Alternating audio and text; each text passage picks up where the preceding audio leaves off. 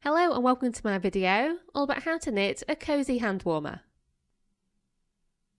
This is quite a simple and quick pattern and we're going to be knitting it flat.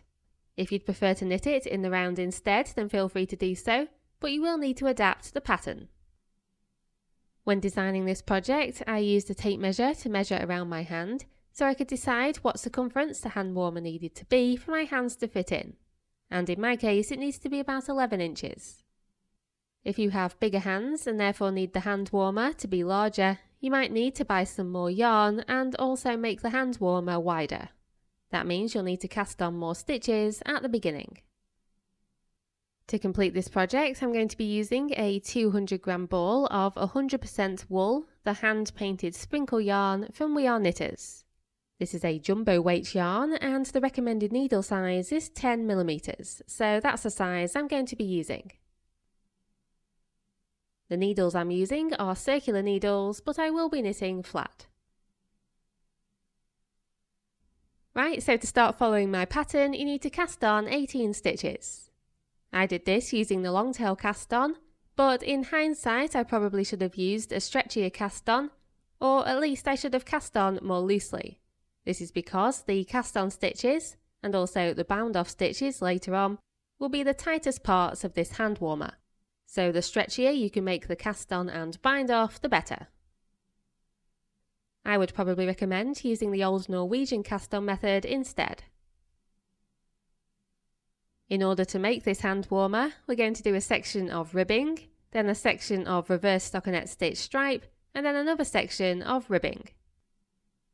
To begin row 1, we need to knit 3. So make sure the working yarn is at the back and knit 3.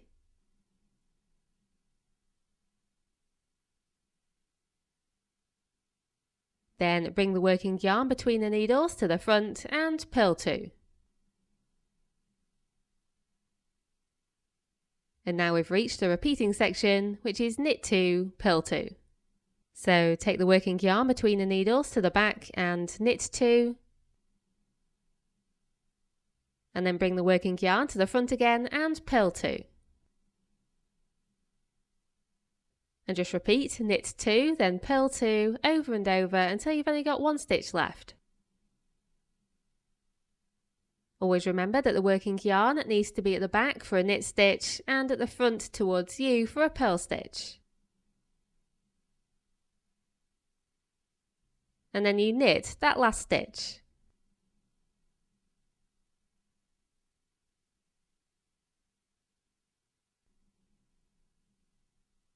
Then row 2 begins with 1 purl stitch. So make sure the working yarn is at the front and purl 1. And now we've reached the repeating section, which is knit 2 and purl 2. So take the working yarn to the back and knit 2.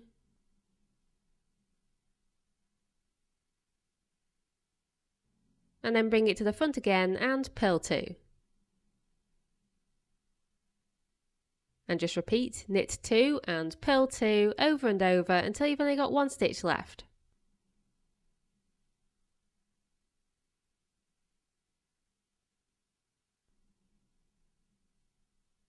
And then just purl that last remaining stitch.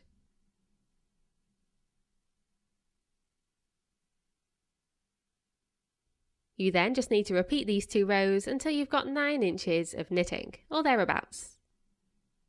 In order to get 9 inches of knitting, I personally had to do 13 repeats, i.e. 26 rows. After you've completed a few repeats, I would definitely recommend wrapping the knitting around the widest part of your hand just to make sure that it will fit.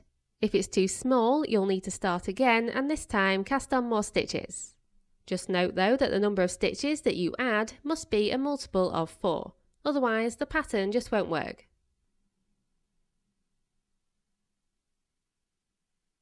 And here you can see how it should look once you've completed that section. And now we can move on to the reverse stockinette stitch stripe section. So to do this, the first row is just a knit row. So that's a full row of just knit stitches.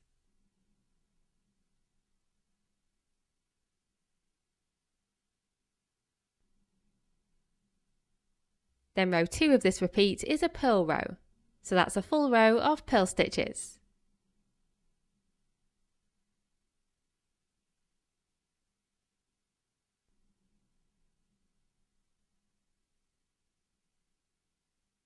Then row 3 of this repeat begins with a knit stitch.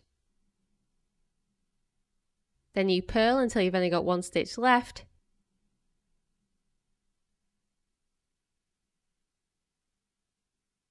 And then you finish with a knit stitch.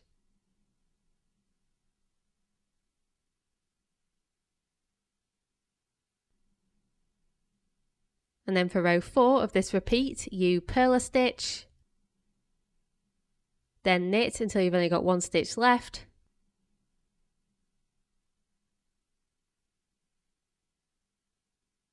And you finish with a purl stitch.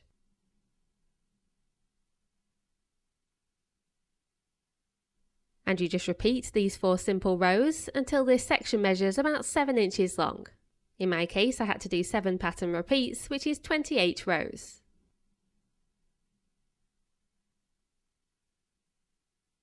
And here you can see how the knitting looks once you've completed that section. And then all you need to do is repeat the ribbing section from before exactly the same. So you follow the same pattern and you do the same number of repeats. So that's 9 inches of knitting, which in my case was 13 repeats or 26 rows.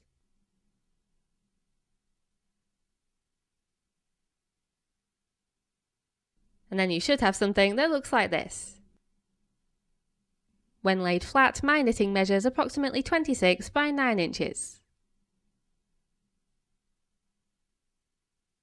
And then you need to bind off your stitches. And to do this, I just use the regular knit bind off method. So knit 2 stitches,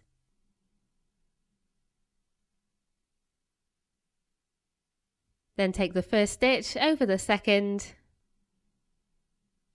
and drop it off the end of the needle, like so. Then knit a stitch and take the first stitch over the second stitch and drop it off the needle. Then knit 1 and bind off. Knit 1, bind off, and so on. Repeat this until you've only got 1 stitch left. As I mentioned before, I would recommend using a stretchier bind off method, or at least binding off more loosely than I did. Then you need to cut the working yarn to leave you with enough of a yarn tail to be able to sew down the side of the hand warmer and across the top. I definitely overestimated how much yarn I would need, but in my opinion it's better to overestimate. Then take this yarn tail through the last stitch and tighten.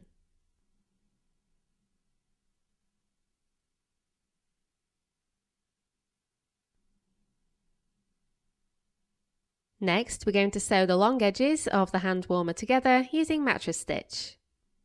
Before you do this, it's a good idea to use stitch markers to join the edges together so that the stripes of the pattern line up. It doesn't really matter in this case because we've used reversible patterns, but you want the front of your knitting on the outside and the back on the inside.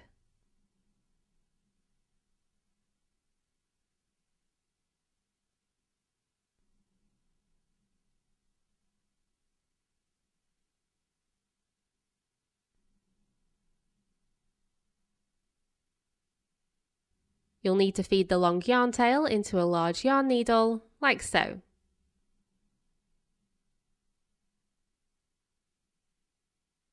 In order to do mattress stitch, what you're going to be doing is going under the horizontal strands of yarn next to the selvage.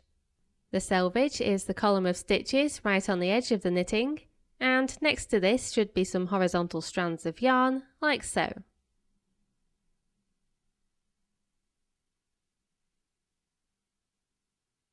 We'll be going under one strand on one side, then a strand on the other side, and repeating that all the way along.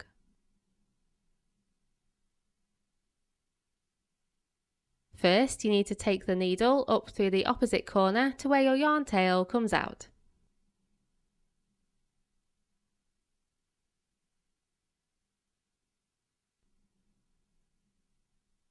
Then go to the other side and go under one horizontal strand.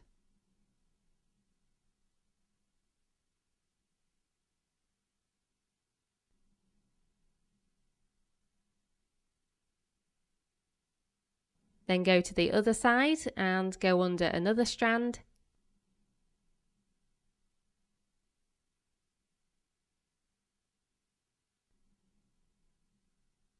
And then the other side and under another strand.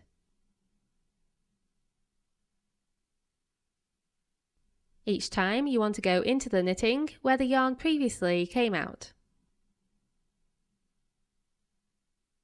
And just repeat this all of the way along. Sometimes it can be a bit tricky to find the horizontal strands, but as long as you stay one stitch away from the edge, you should be fine. You might even use different strands to me, but as long as you're consistent, it should work.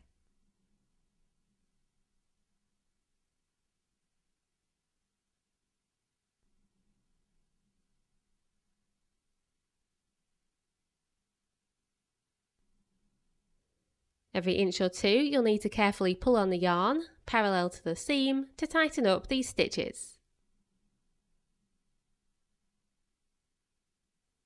Then stretch your knitting like so, just to make sure that the seam is not too tight.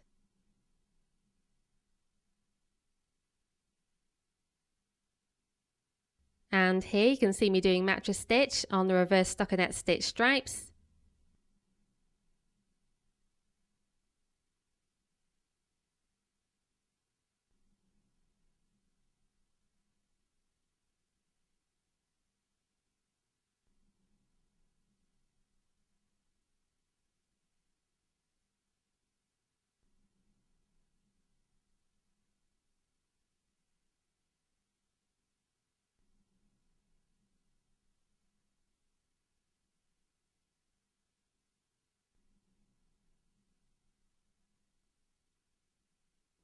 And here on the last section of ribbing.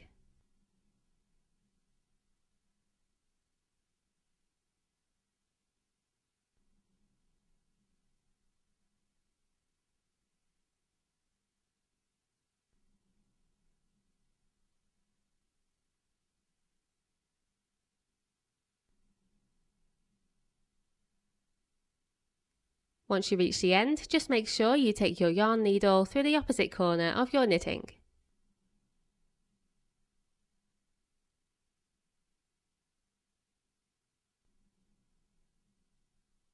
Before moving on to the next step, you'll now want to weave in your shorter yarn tail. The purpose of weaving in is just to secure the yarn tail and also make it as invisible as possible. So to do that, it's best to follow the path of the yarn already in the knitting.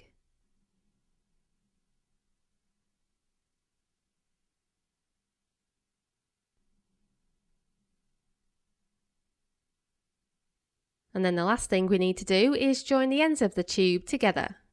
So take one end of the knitting through the middle of the tube to the other side and flip it back on itself slightly.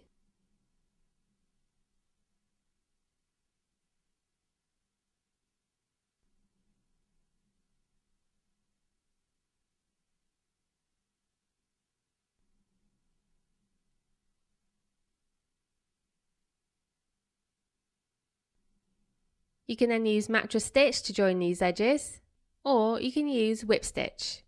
Whip stitch is quicker and easier, although it is a bit messier.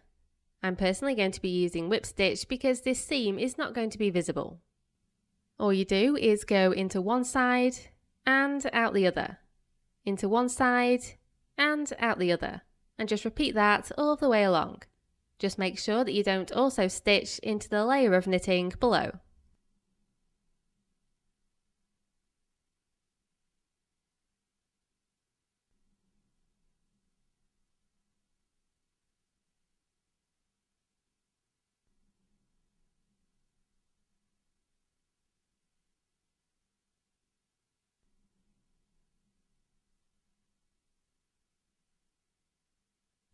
Then weave in this yarn tail and cut off the excess yarn.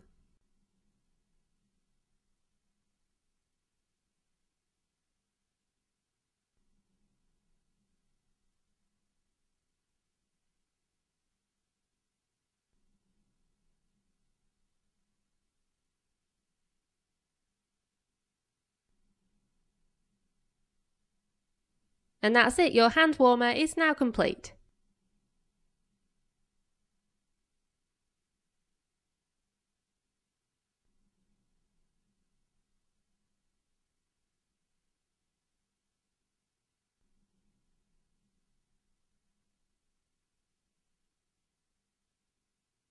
I really hope you enjoyed this project, and thank you very much for watching.